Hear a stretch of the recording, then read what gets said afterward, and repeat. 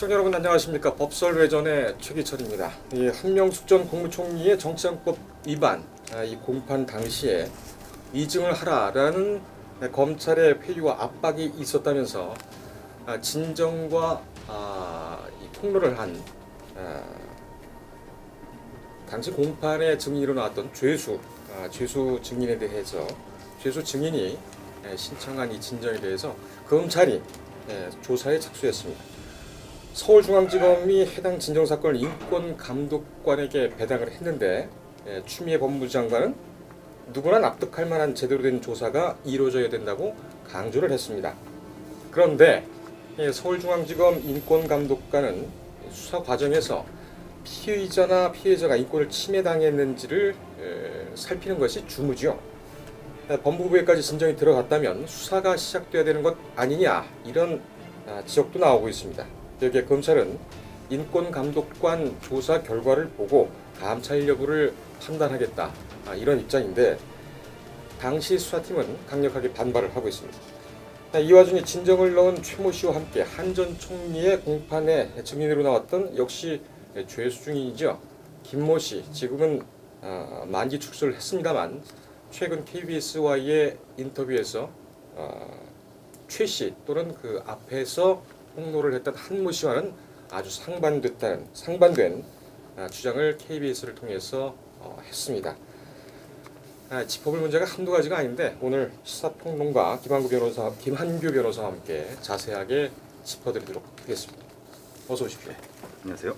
예, 한명숙 전 총리 정치자금법 위반 공판 사건, 이 얘기를 좀 말씀을 좀 드려보겠습니다. 우선 죄수 중인들 한모 씨, 최모 씨, 김모 씨, 이 주장의 신빙성은 어느 정도 우리가 가질 수 있을 것이냐, 어떻게 봐야 됩니까?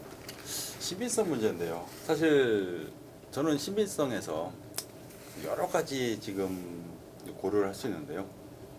그래도 딱 하나를 뽑으라고 하면 그 당시 폭로한 사람들 있잖아요. 폭로자. 예. 지금 유진 검찰이 이제 담당 수사 검사가 유진 교사였다. 그러니까 나를 거짓말을 시켜서 거짓말을 어떻게 하라고 해서 법정에서 증언하게 했다. 이거 아니겠습니까? 예. 그러면 신빙성이 가름하는 제일 중요한 척도는 네.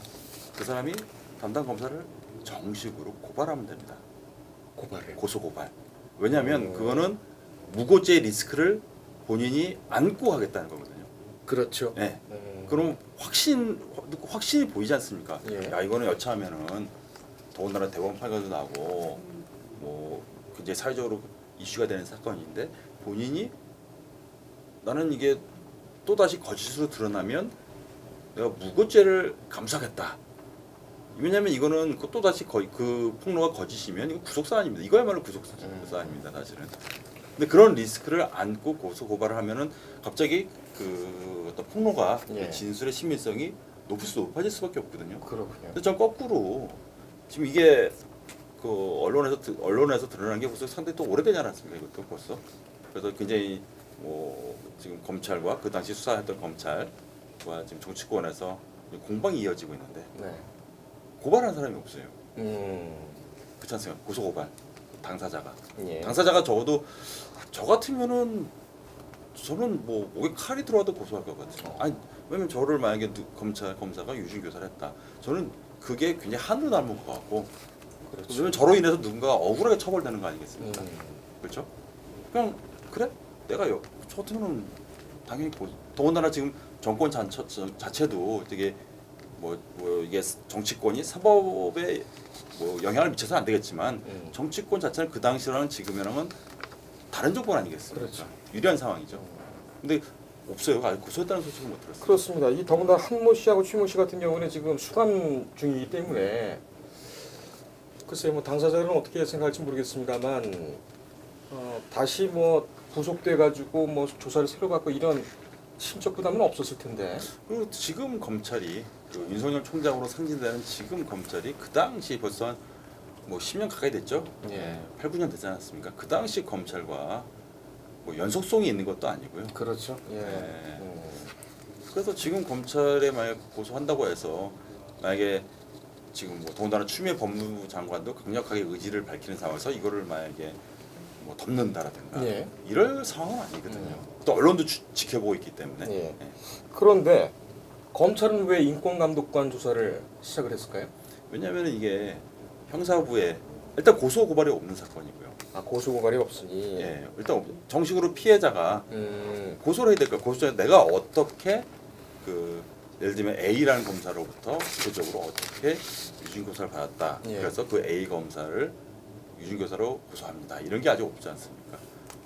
근데 만약에 이거를 섣불리 형사부에 배당해서 다 수사하게 하게 되면은 그럼 이제 일반 국민들도 그냥 이렇게 법무부에다 진정하면 되는 거죠. 아하, 그런 문제가 네, 앞으로 다 진정하면 그럼 검찰은 그때마다 이거를 형사부에 배당해서 다 수사한다? 이거는 이제 어떻게 보면은 검찰의 어떤 도입 취지에도 반하고요. 그리고 우리 사회가 또 법적 안정성이라고 그러죠.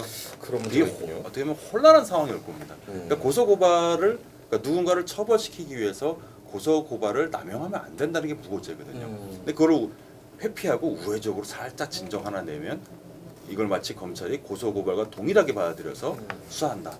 그러면 무고죄가 의미가 없어지고. 그럼 일단은 뭐 인권감독관에게 조사를 맡긴 거는 뭐 나름대로 타당한 이유가 있는 걸로. 왜냐하면 생각되군요. 인권감독관이 그 당시에 이제 수사가 그것이 이제 적정했느냐, 예. 상당했느냐, 내지는 뭐 인권 침해 요소가 없느냐, 더 나아가서 지금 감찰을 할 수도 있는 거거든요. 현직 검사로 있다면 네. 그 최소한의 의미는 있는 거죠, 사실은.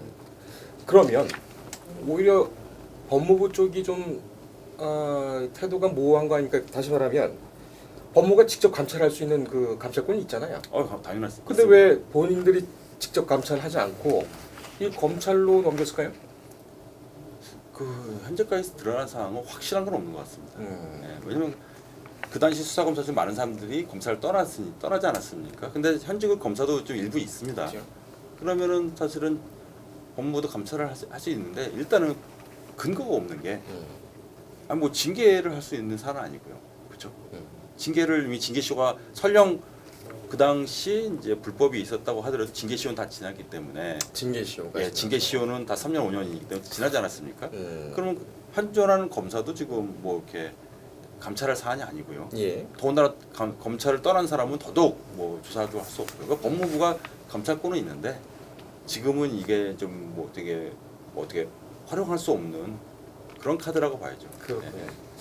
자, 그렇다면 지금 확정 판결이 난 지 꽤 지났죠. 예, 예. 한 5년 정도 지났습니까? 이 검찰 조사로 그러니까 이번에 인권감독관이 조사에 나서기 전에 이미 상당 부분 이 여론이 또 들끓었고요. 예, 예. 지금 프로세스가 인권감독관의 조사, 감찰 또는 수사로 넘어갈 텐데 이거 시간이 또 딜레이가 되는데 이거 뭐 나중에 수사 제대로 되겠습니까? 쉽지 않은 것 같습니다.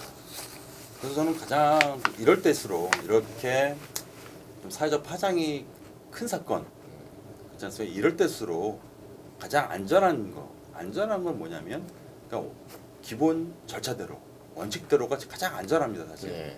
그거는 뭐냐면 당사자의 고소 고발이 있는 겁니다. 괜히 언론에 스쳐서 제보해서 언론을 타고 계속 국민들에게 이렇게 뭐 어떤 정보를 제공해서 이렇게 뭐 갑론을박하게 하는 것은 이 사건의 문제 해결에 전혀 도움이 안 되고요. 예. 왜냐하면 여론은 굉장히 중요하죠. 어떤 국민에게 중요한 정보를 제공해서 국민들이 알 권리를 실현하니까. 근데 언론의 역할은 거기까지거든요. 그렇죠. 사법당국이 언론의 뭐 기사 하나로 움직이게 되면 안 되는 거 아니겠어요? 그렇죠. 맞습니다. 근데 지금 현재 그런 기본적인 어떤 절차가 이루어지지 않는 상황이니까 지금 인권감독관이 나섰거든요. 사실 인권감독관이 지금 8, 9년 전 거를 들여다본다는 것도 좀 의아하고요. 예.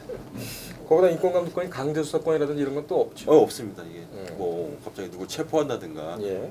이거 수사로 나가는 거거든요. 누구 체포하거나 뭐 영장을 받는다든가 이거는 수사죠, 수사. 예. 여러모로 좀 애매하게 지금 가는 것 같다 이런 생각이 듭니다. 근데 최근 KBS가 최모 씨, 그러니까 이제 당시 법정에서 진술했던 죄수 중인 이제 두 명인데 최모 씨하고 김모 씨죠. 이 최 씨하고 그 먼저 인터뷰한 내용, 그 내용에 대해서 위증교사가 있었다라는 그런 내용을 이제 폭로를 하게 되죠. 그런데 최근에는 김모 씨하고 다시 인터뷰를 했는데 김모 씨는 아니라고 그랬어요. 네네네. 이거 어떻게 봐야 됩니까? 뭐 그분들 그 두 분의 증인들을 고지고대로 들으면 그 한 분한테는 검찰이 그러니까 유증교사 그러니까 이제 한명숙 전 총리가 그 한만호 씨로부터 이제 돈을 받았다는 거를 그런 어떤 거짓된 사실을 증언해라 이렇게 교사했다는 거고 다른 한 분은 아니다. 계시죠? 예. 그 한만호 씨로부터 들은 거고 직접 들은 거고 그러니까 한만호 씨가 이 한 전 총리에게 돈을 줬다는 걸 난 들었고 다만 검찰에서는 그런 어떤 법정에 증언할 때뭐 일종의 트레이닝 그러니까 뭐 질문이 이런 게 나오면 이렇게 증언해라. 그렇지만은 기본적인 사실은 한만호 씨도 들은 거다. 그러니까 적어도 그 거짓말을 이제 이렇게 유증을 교사한 것은 아니다. 예. 예. 이거는 뭐 하늘과 땅 차이죠 두 사람 간에는. 예. 그 합을 맞췄다라는 부분에서는 김 씨, 그러니까 무고와 이제 반대되는 그런 주장을 하는 사람, 합을 맞췄다는 거는 어느 정도 그러면은 뭐 교사 정도는 아니지만 이 적법성이 계속 인정이 되는 겁니까? 그게 사실 좀 애매한 측면이 있습니다. 사실은 뭐 변호인들 같은 경우는 보통 그 변호인 신청한 증인 같은 경우에는 사전에 한번 뭐 미리 뭐 가상 연습을 합니다. 법정에서 이제 증언을 하고 상대방 예를 들면 검사가 검찰에서 뭘 물어볼 경우에는 예. 이게 경우의 수가 있다 뭐 이렇게 뭐 물어볼 게 이렇게 대답하는 예상 한번 연습도 해보고요. 네. 사실 이건 뭐 정당한 변론 진행 방향이거든요. 사실은 이게 뭐 이상한 건 아닙니다. 근데 검사가 또 그런다. 검사도 그런다. 그 저도 뭐 불법으로 여겨지지는 않는 것 같습니다. 왜냐하면 그것이 이제 당사자가 원하지 않는데 뭐 강요에 의해서 뭐 예를 들면은 그 증언을 할 사람이 나 이거 하기 싫다 한데 검찰이 막 앉혀놓고 뭐 이거대로 읽어 뭐 설령 거의 사실이라고 하더라도 예. 이렇게 되면 불법이지. 강요입니다. 불법이죠 그 순간. 그런데 그런 게 아니고 그 해당 증인이 이제 어떤 사실을 자기가 들은 사실을 이제 얘기한 거고 검사도 그러면은 그 증인이 뭐 예를 들면은 그런 걸 원하지 않는 상황이 아닌 한번 서로 간에 자연스럽게 얘기하는 상황이었다 정도면은 허용되는 범위거든요. 아니 근데 물론 그 경계선은 그 당사자랑 그 당시 수사 검사가 제일 잘 알겠죠. 그 제가 이제 그 걱정이 되는 것은 김 씨라는 분도 이제 그 시인을 한 것이 다듬는 작업을 검사와 함께 했다라는 얘기잖아요. 네네. 그럼 본인이 가지고 있는 그런 기억이라든지 이런 것에 더해서 네. 검사의 법률적인 지식이 합쳐지게 되는 거잖아요. 예 맞습니다. 다듬고 그러다 보면 오히려 검사가 얘기하는 그 부분 때문에 이 증인의 진술이 오염되지 않습니까? 그 김 씨가 뭐 간단합니다. 그 당시 이제 증인신문 조서가 있을 겁니다. 아마 지금 녹취 파일은 없을 것 같고요. 조서에 한번 보고 그 본인이 직접 그 당시 이 자기가 진술한 것들이 자기가 한만호 씨로부터 직접 들은 것인지 예. 이런 걸 비교해 보면 알게 되거든요, 사실은. 근데 그런 사안이 아니고 담당 검사가 얘기해 준 걸 내가 증언한 건지. 그렇죠. 예, 이거는 어떻게 보면은 이것도 허위 사실 얘기한 가능성도 배제할 수는 없거든요. 이거는 더 구체적으로 들어봐야겠죠. 이거 밝히기 어렵겠는데요. 어렵죠. 어렵습니다. 어렵습니다. 결국은 이게 당사자의 어떤 진술에 이제 의존할 수밖에 없고요, 수사를. 그리고 더군다나 그 당시 증언했던 두 사람이 견해가 결이 다르지 않습니까? 예. 지금 결이 다르고요. 그렇죠. 이거 수사를 정식 수사로 뭐 이어지긴 할 것 같은 전망은 드는데요. 이거 예를 들면 인권감독관이 뭐 인권 침해 요소가 없었다. 끝. 이렇게 할 것 같지는 않아요. 그런데 김 씨 같은 경우에는 이 출소 후에도 검찰청을 드나들었다. 이렇게 얘기를 했습니다. 근데 징역 살고 나왔는데 또 검찰청에 놀러 간다? 네, 그것도 어떻게 보면 저는 개인적으로 그런 부분은 인권감독관이 들여다봐야 된다. 왜냐하면 출소했는데 예. 그 검찰에서 왜 부르는 건지 참고인인가요? 참고인이면 조서를 남겼어야죠, 그렇죠? 아마 그런 건 없을 겁니다. 예. 네, 그럼 불러가지고 뭐 예를 들면은 뭐 한만호 씨와 관련돼서 계속 어떤 뭐 간접적으로라도 뭐 영향을 미칠 수 있는 뭔가 일을 했다든가, 그렇죠? 검찰에 도움을 줬다든가. 예. 근데 출소한 사람이 그런 거를 할 의무는 전혀 없거든요. 그렇죠. 다만 그분 입장에서는 막연한 두려움이 있었을 겁니다. 막 검사가 부르는데, 어. 그렇죠? 막연한 두려움 있지 않습니까? 일반 국민들도 검사가 막뭐 출조 소환 전화 오고 이러면 뭐 아무 죄 없는 사람도 일단은 불편하지 않습니까? 그렇죠. 근데 왜 소환했느냐? 사실 아무런 법적 근거는 없어 보여요. 참고인이면 소환할 수 있는데 예. 참고인 같은 경우도 법적으로는 나 아주 바빠서 못 가겠는데 예. 하면 끝이지 않습니까? 이 부분은 좀 들여다봐야 될 것 같아요. 이런 게 수사 관행이라면 그건 잘못된 관행이죠. 예. 김씨 진술을 보면은 이제 출입 기록을 남기지 않기 위해서 이 검찰청 갈 때 검찰 직원이 마중을 나왔고 뒷문으로 출입하게 해줬다. 이런 얘기도 했는데 이거는 감찰상 아닙니까? 들여다봐야 되는 겁니다. 왜냐하면 그 출입 기록을 남기지 않기 위해서 그랬다는 자체가 당시 그 수사했던 검사들이 뭔가 떳떳하지 않았다는 거를 간접적으로 반증하는 거 아니겠습니까? 뭔가 떳떳하지 않았다. 그러니까 어떤 기본적인 프로세스로 하지 않았다는 거고요. 그리고 이 김 씨 같은 경우는 결국은 그 공식적으로 드러내서는 안 될 인물이었다는 걸 남긴 거거든요. 사실은. 왜 그랬을까요? 그건 그 당시 수사검사들이 밝혀야 되는. 어허. 네. 근데 아마 법적 근거가 있을지는 좀 의문은 듭니다. 이거 진짜 뭐 있는 거 아닙니까? 그래서 저는 또 들여다볼 건 가치는 충분히 있는데 이게 너무 오래된 사건이고 예. 그리고 관련 당사자가 그 몇 명이 있긴 한데 서로 약간 좀 얘기가 달라요. 그리고 그 당시 수사검사들은 그 일치해서 이거를 지금 반발하고 있는 상황 아니겠습니까? 한바람이라는 그리고 좀 가장 안타까운 건 가장 핵심적인 한만호 씨가 지금 상이 없다는 점. 예, 돌아가셨다. 예, 돌아가셨다는 점. 자, 이 KBS 보도를 보면은 또 김 씨가 한만호 전 사장이 한 전 총리를 직접 만난 적은 없다. 그러니까 다시 말하면은 한만호 사장이 이 김 씨에게 내가 한 전 총리를 직접 만났어라는 말을 안 했다라는 예. 뭐 이런 진술도 했는데 이거는 뭐 한만호 사장이 말할 필요가 없다고 생각해서 말을 안 했을까요? 아니면은 실제로 만나지 않았을까요? 이게 뭐 전문이긴 합니다만. 만난 적은 있지 않습니까? 그 이미 지금 판결문에도 있는 거 아닌가요? 그 병원에 찾아왔다는. 그러니까요. 근데 예. 여기 보면은 이 보도가 예. 물론 KBS 보도를 비하하거나 아니면 비판하는 건 아닙니다만 논점에서 좀 벗어난 부분 같아요. 그러면 결국 신빙성 문제죠. 그런 것들이 하나하나씩. 음. 예. 만난 거는 누가 봐도 사실입니다. 사실은 여러 차례 만났고요. 그리고 이 정치자금 주기 전에도 이미 두 사람은 아는 사이였고. 옆에서 저기 예. 저기 사무실 새 들어 살 때 또 혜택을 주지 않았습니까? 예. 뭐 임대료도 혜택 줬다고 판결문에 기록돼 있더라고요. 예. 이 부분 같은 경우에는 쟁점하고는 좀 벗어난 그런 근데 이게 다 포괄적으로 다 신빙성 문제죠. 신빙성 문제. 예.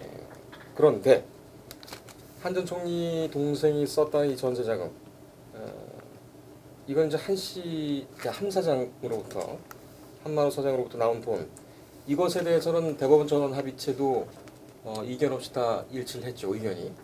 근데 이 부분은 계속 이제 한 전 총리 쪽은 이제 그것이 이제 안 전 총리는 관여되지 않고 그 당시 비서가 이제 그 서로 간에 빌려준 돈이라고 하는데 해명이 안 됐죠. 사실은. 안 됐죠. 예. 왜냐하면 그 수표가 그 한 전 총리 동생의 전세자금으로 사용됐다는 거는 이거는 뭐 너무나도 된 거고. 그냥 움직일 수 없는 사실이라고 표현했더라고요. 대법원 판결에서 소수 의견도 이거는 움직일 수 없다.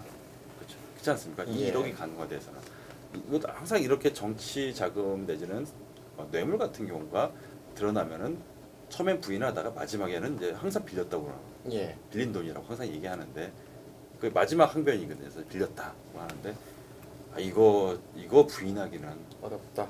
거의 불가능한 거 아닌가요?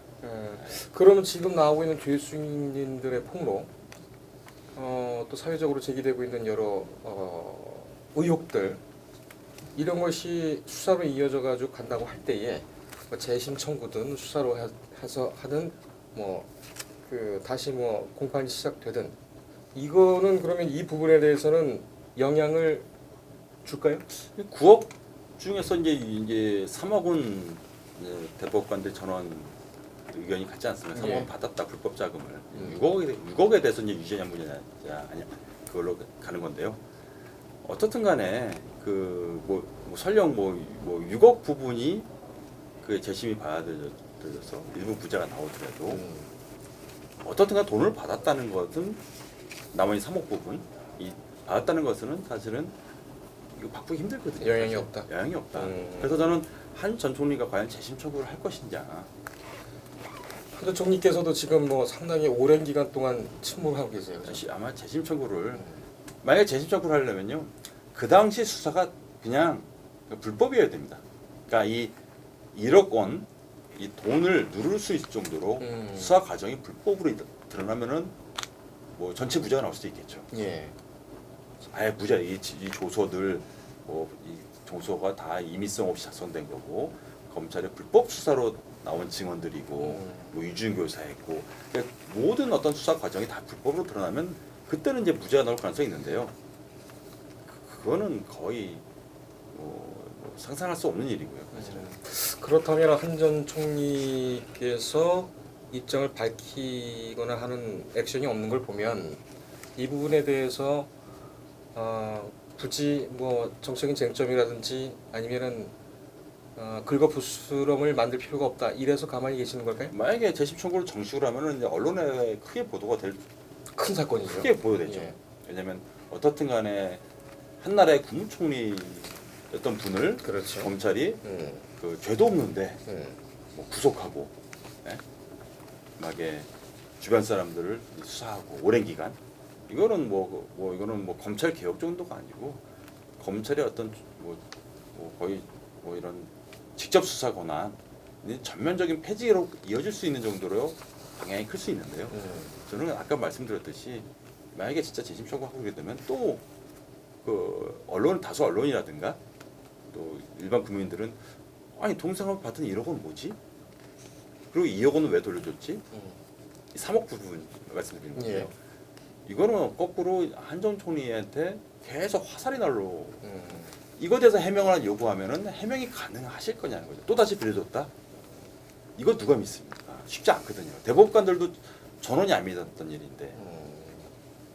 그럼 지금 추미애 법무부 장관이나 아니면 소위 친정부 친여권에서 계속 제기하고 있는 이번 사건에 대한 것은 한 전 총리께는 굉장히 부담스러운 오히려 당사자는 부담스럽고요. 누가 되든 오히려 이제 정치적 목적은 있겠죠. 이제 더 강한 검찰 개혁의 방향을 추진한다든가 그 당시 어떤 수사 검사 중에서 현직으로 있는 검사들에 대해서 또 다시 이제 인사로서 좀 이렇게 접근한다든가 어차피 이제 좀 있으면 인사철 아니겠습니까?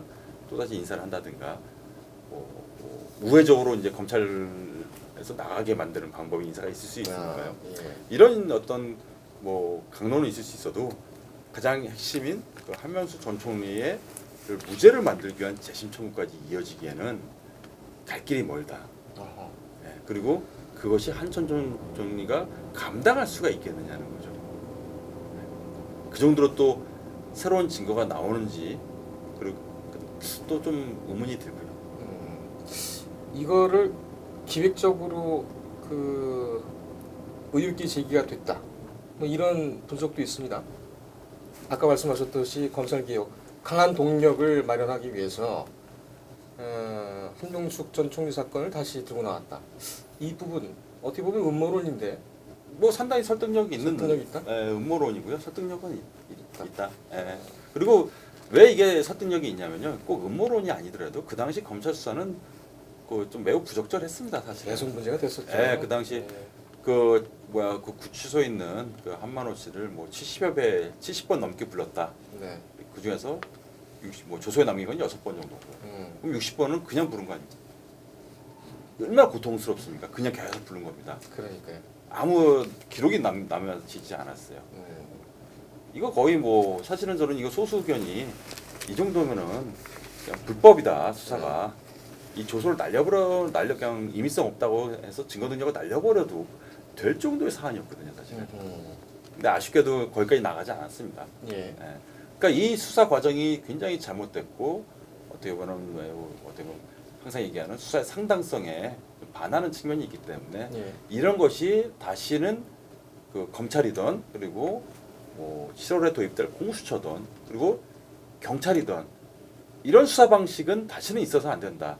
이런 어떤 제도 개선점을 추진하는 동력으로서 뭐 이번에 한 전 총리권이 나오게 된다면은 이거는 상당히 명분이 있습니다. 그런 의미군요. 명분이 있습니다. 그런데 사건을 가만히 좀 곱씹어 보니까 채널A 사건 있죠. 예예예. 신라젠 취재 사건인데 거기도 보면 수감되어 있는 사람을 통해서 폭로라든지 이런 것을 기획하게 하는 그런 일관성이 좀 그 연관성이 좀 있는 것 같아요. 다시 말하면은 지금 그 수감되어 있는 죄수들을 이용을 해서 유리한 진술이 나오게 하고 그런 경우가 상당히 좀 일맥상통하는데 실제로 이런 것이 검찰이 쓰는 그런 수법입니까? 근데 그게 꼭 그 반드시 부정적으로 보기 힘든 게요. 그 간혹 그 재소 거기에 압수수색하는 경우도 있고요. 예. 그리고 그 동료 이제 깜빵 동료 재소자들을 증인으로 부르는 경우도 있는데요. 왜냐하면 그 구치소란 곳이 그 굉장히 또 내밀합니다. 그 몇 명 안 되는 사람들이 하루 종일 붙어 있고요. 사실은 붙었다 보면은 서로 간에 많은 얘기들이 오갈 수 있는 거 아닙니까? 그 중에는 허풍도 있고요. 거짓도 있겠지만은 그냥 무심결에 던지는 말도 있고요. 예. 그럼 사실 그것도 되게 유의미한 증언이 나올 수도 있는 거거든요. 그렇지 않습니까? 근데 사실 뭐 근데 만약에 뭐 가정에서 검찰이 뭐 거기에 도청장치 설치한다든가 이런 거는 말이 안 되고요. 그렇죠? 근데 그런 제보를 받은 이상 예를 들면은 A라는 사람이 사실은 뭐 B를 죽인 건 나다. 진범은 나다. 아니면은 갑자기 거기서 구치소에 수감된 사람이 뭐 5년 전에 그 실종된 사람 사실 내가 죽였다. 이런 식의 진술이 나오면 그거를 만약에 제보를 받았는데 검찰이 수사 안 하면 이상한 거고. 그렇죠. 그렇지 않습니까? 그렇기 때문에 이런 재소자와 관련된 특히 거기는 온갖 얘기들이 있는 곳이기 때문에 그 정보를 입수한 이상 수사에 나서는 것은 오히려 자연스럽다고 보거든요, 사실. 근데 이제 이번에 그 인권감독관이 조사를 해서 만약에 그 어떻게 결론이 나올지는 모르겠으나 죄수들을 움직여서 꼭두가시처럼 움직여가지고 유리한 진술을 끌어내는 그런 관행이 있다라는 것이 만약에 사실로 확인이 되게 되면 이분 같은 경우에는 굉장히 좀 크게 네. 파장이 그러니까 있겠네요. 당사자가 원하지 않는데 예를 들면 나 법정에서 증언하고 싶지 않다. 그거 했는데 검찰이 사실 겁을 줄 수 있는 방법은 많거든요. 예. 그렇지 않습니까? 수감된 사람들 입장에서는 뭐 굉장히 위축된 상황이고요. 그렇죠? 그런 시기로 수사가 이루어져서는 안 되는 거고 그거는 어떻게 보면 뭐 형사법 문제도 아니라 뭐 헌법상 뭐 개인의 어떤 인격권이라든가 침해되는 사안이기 때문에 네. 그런 수사 방식은 아까도 말씀드렸듯이 뭐 검찰이든 공수처든 경찰이든 이루어져서는 안 됩니다. 근데 그 개 중에는 재소자 중에 어떤 특정한 동료 깜빵동기죠. 네. 그 사람한테 접근해서 내가 유리하게 너를 위해서 진술을 해줄 테니 얼마를 다오. 실제로 이렇게 하는 브로커들도 있다고 하던데요. 뭐 충분히 상상할 수 있습니다. 예. 근데 그게 이제 그 오염된 것인지 사실인 것인지 그러니까 사실을 증언하는 것인지 어떤 금품을 목적으로 뭐 허위 사실 증언한다든지 이거는 하늘과 땅 차이긴 한데요. 결국은 그 사람들의 말의 신빙성 문제는 그래 사실 뭐 재판 많이 뭐 보셔서 아시겠지만은 증인이 뭐 이렇게 증언하면 판사가 그 증언을 100% 고소단이 믿고 판결을 하는 거 아니지 않습니까? 그렇죠. 그 모두 수많은 기록도 나와 있는 증거들 증인의 증언은 그 증거들 중에서 하나니까요. 전체 증거를 보고 어차피 판결을 하는 것이기 때문에 예. 그러니까 좀더 이제 언론에 나와 있는 어떤 한 사람 한 사람의 증언에 따라서 이렇게 또 뭐 일반 국민들이 이 사람 유죄다, 이 사람 무죄다 이게 판단 내릴 성격은 아닙니다. 알겠습니다. 이 함용숙 전 국무총리의 정치자금법 위반 공판 또 다시 수면 위로 떠올랐는데 이번 사건 같은 경우에는 단순한 어떤 수사의 실책이라든지 증거를 이제 교사하는 진술을 교사하는 그런 의미보다 전체적으로 보면은 검찰 개혁과 또 맞물려 있는 그런 부분이기 때문에 저희도 좀 밀도 있게 따라가도록 그렇게 하겠습니다. 오늘 법소리전 여기까지 할까요? 예. 고생 많으셨습니다. 예. 감사합니다. 지금까지 김한규 변호사와 함께했습니다. 법소리전이었습니다.